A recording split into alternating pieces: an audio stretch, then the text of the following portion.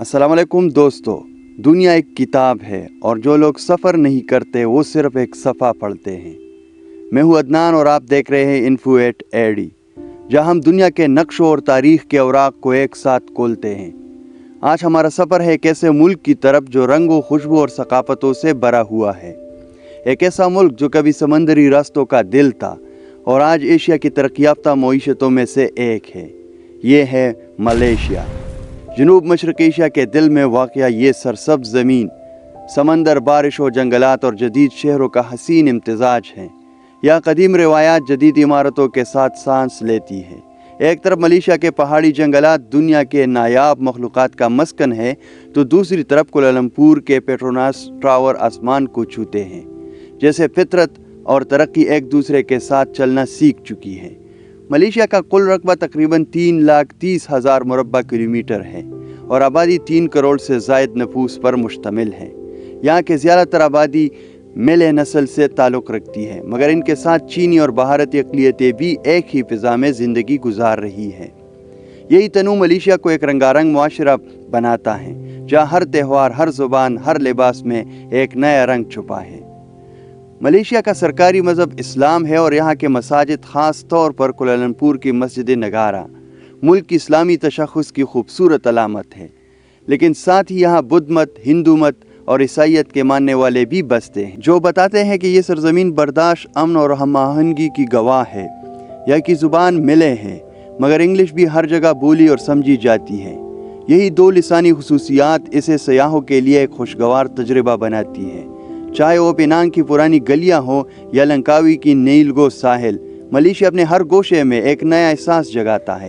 ये मुल्क सिर्फ कुदरती खूबसूरती का मजहर नहीं, बल्कि एक कहानी है।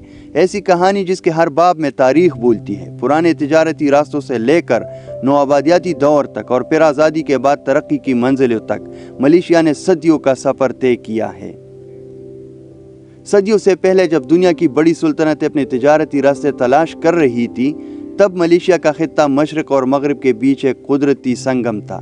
यहाँ के साहिल इलाकों बहरी चीन जनूब से जुड़े हुए थे, जहाँ अरब, हिंदुस्तानी और चीनी ताजर अपने जहाज़ लंगर अंदाज करते थे। इसी दौर में यहाँ एक अजीम सुल्तनत उभरी, श्रीविजया। ये सुल्तनत न सिर्फ बहरी तिजारत का मरकज़ थी, बल्कि इल्म, सकाफ़त और मज़हब की रोशनी भी यही से फैलनी थी। बुद्ध मत के पुजारी और हिंदू पंडित यहाँ आकर तालीम हासिल करते और यही इल्म आगे चीन, जापान और इंडोनेशिया तक जाता। वक्त गुजरता गया, सुल्तनतें बदलती गई। 12वीं सदी में मलका के नाम से एक नई इस्लामी रियासत ने जन्म लिया, जो जनूब मशरक़ एशिया में इस्लाम की सबसे बड़ी अलामत थी। मलका की सलातीन ने अरब और गुजरात के ताजरों के साथ मजबूत ताल्लुकात कायम किए। यही वो दौर था जब इस्लाम तेज़ी से इस खित्ते में फैलने लगा और मलेशिया के तहजीब ने इस्लामी शनाख्त इख्तियार की। मलका बंदरगाह इस ज़माने में दुनिया के सबसे मसरूफ़ तिजारती मराकज़ में शुमार होती थी, जहाँ से मसाले, रेशम और सोना दुनिया के गोशे गोशे में जाता था। लेकिन हर उरूज के साथ ज़वाल भी होता है। 1511 में पुर्तगालियों ने मलका पर कब्ज़ा कर लिया, फिर डच और इसके बाद बरतानवी आए। नौआबादियाती ताकतों ने इस सरजमीन को अपनी मफाद के लिए तकसीम कर दिया। कुछ टीन और रबड़ की तिजारत पर कब्जा किया गया, तो कभी यहाँ के लोगों की शनाख्त मिटाने की कोशिश की, लेकिन मलेशिया के अवाम ने अपनी सकाफत और ज़ुबान को जिंदा रखा। दूसरी जंग अज़ीम के दौरान जापानी फ़ौज ने यहाँ पर कब्जा कर लिया, मगर ये कब्जा तवील न चल सका। जंग के बाद बरतानिया वापस आया, मगर अब हालात बदल चुके थे। लोग आज़ादी चाहते थे और बिलाखिर 1957 में मलेशिया ने अपनी आज़ादी हासिल की। ये लम्हा एक नए बाब का आगाज़ था। एक कौम जो सदियों तक दूसरों के ज़ेर असर रही, अब खुद अपनी तकदीर लिखने जा रही थी।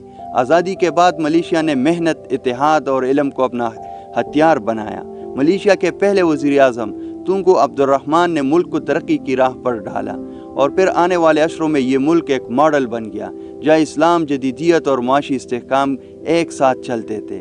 आज कुआलालंपुर की ऊंची इमारतें, लंकावी के साहिल और पेनांग की तारीखी इमारतें सब इस बात की गवाह है कि मलेशिया ने अपने माजी को मिटाया नहीं, बल्कि इसे अपनी शनाख्त का हिस्सा बना लिया।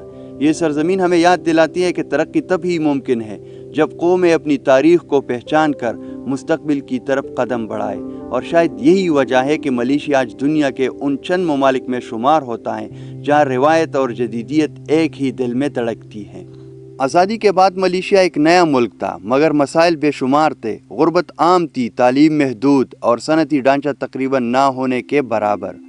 ملک کی آبادی میں مختلف قومیتیں، ملے، چینی اور بھارتی، اکثر سیاسی و معاشی اختلافات کا شکار رہتی تھی۔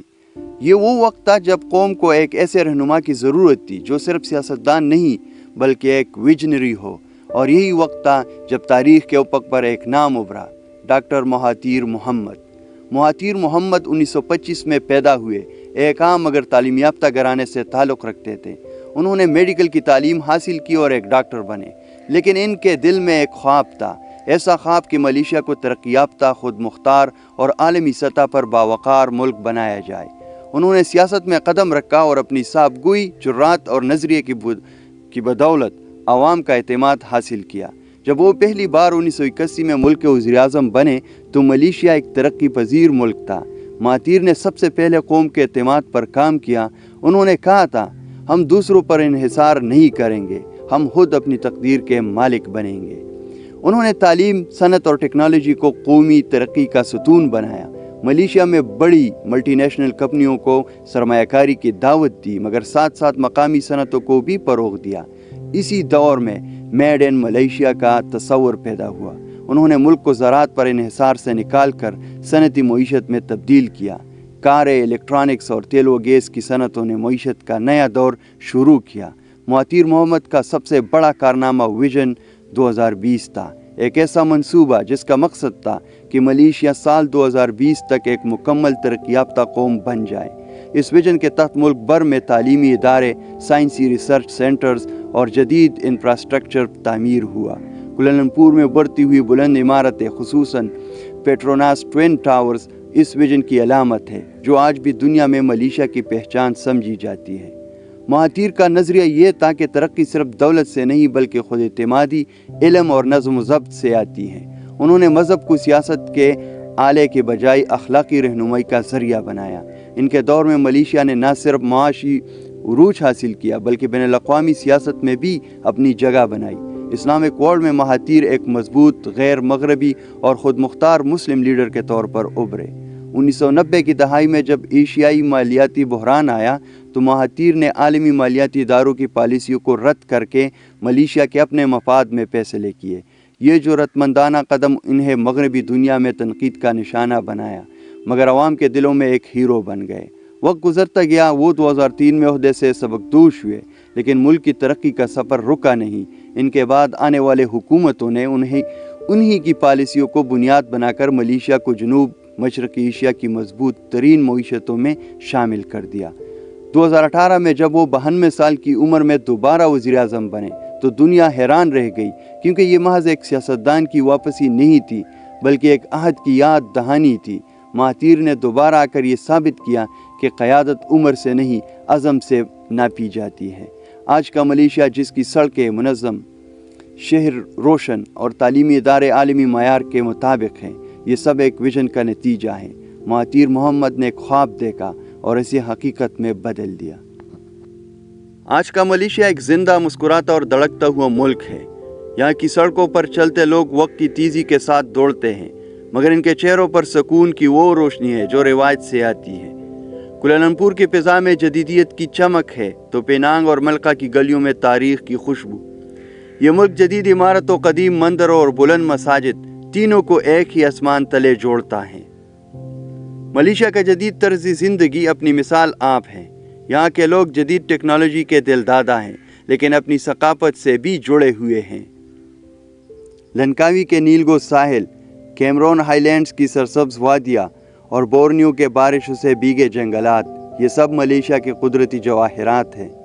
یہاں سمندر کی نیلاہٹ دل کو سکون دیتی ہے اور پہاڑوں کی خاموشی انسان کو اپنے اندر جھانکنے پر مجبور کر دیتی ہے۔ شاید اس لیے ہر سال لاکھوں سیاح یہاں آتے ہیں، صرف مناظر دیکھنے نہیں بلکہ یہ محسوس کرنے کہ ترقی اور سکون ساتھ ساتھ رہ سکتے ہیں۔ ملیشیا آج دنیا کو یہ پیغام دیتا ہے کہ ترقی کا مطلب مغرب کی تقلید نہیں بلکہ اپنی شناخت کے ساتھ آگے بڑھنا ہے۔ یہ ملک اس بات کی زندہ مثال ہے کہ جب ایک قوم اپنی ثقافت پر فخر کرے، اپنی رہنماؤں پر اعتماد کرے اور اپنی محنت سے خواب دیکھے تو کامیابی خود اس کے قدم چومتی ہے۔ رات کے اندھیروں میں جب پیٹروناس ٹاورز آسمان کو چھو رہے ہوتے ہیں تو لگتا ہے جیسے یہ عمارتیں نہیں ایک خواب کے ستون ہیں، وہ خواب جو کبھی مہاتیر محمد نے دیکھا تھا اور آج ہر ملیشیائی کے دل میں زندہ ہے۔ یہ ملک ہمیں یہ سکھاتا ہے کہ فطرت، عقیدہ اور جدیدیت ایک ساتھ چل سکتے ہیں، بس شرط یہ ہے کہ انسان اپنی جڑوں کو نہ بھولے۔ میں ہوں عدنان اور یہ تھی info@AD کی ایک اور کہانی، ایک سفر جس نے ہمیں دکھایا کہ وقت کے ساتھ دنیا بدلتی ہے، مگر جن قوموں کے دل میں شناخت زندہ ہو وہ کبھی مٹتی نہیں۔ ملیشیا ایک خواب جو حقیقت بن گیا۔